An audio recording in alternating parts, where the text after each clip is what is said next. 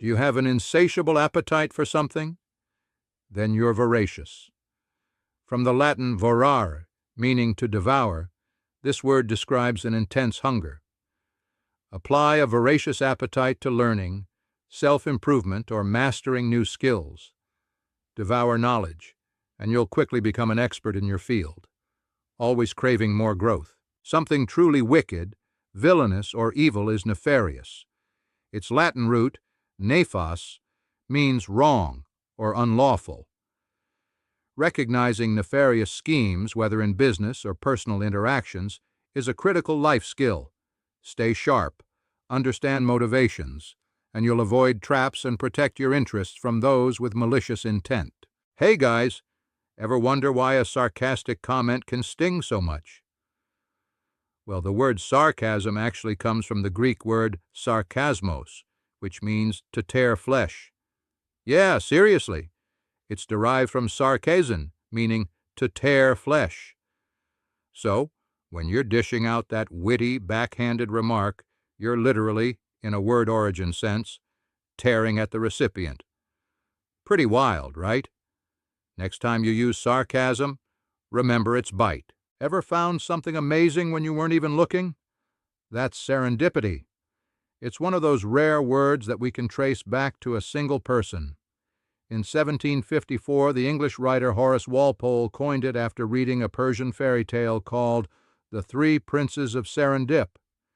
In the story, the princes were always making fortunate and unexpected discoveries by chance. Walpole loved the idea and invented the word to describe that specific feeling of stumbling upon a pleasant surprise. So, whether it's finding a $20 bill in an old jacket or discovering your favorite band by accident, that's pure serendipity at work. It's a word for life's beautiful, happy accidents. When happy just isn't enough, you need to be ebullient. This wonderful word describes someone who is full of infectious, bubbly, and enthusiastic joy.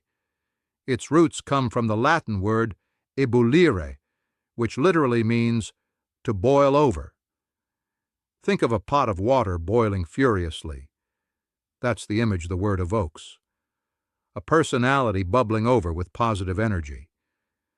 When you meet an ebullient person, their happiness is so intense that it's almost impossible not to be happy along with them.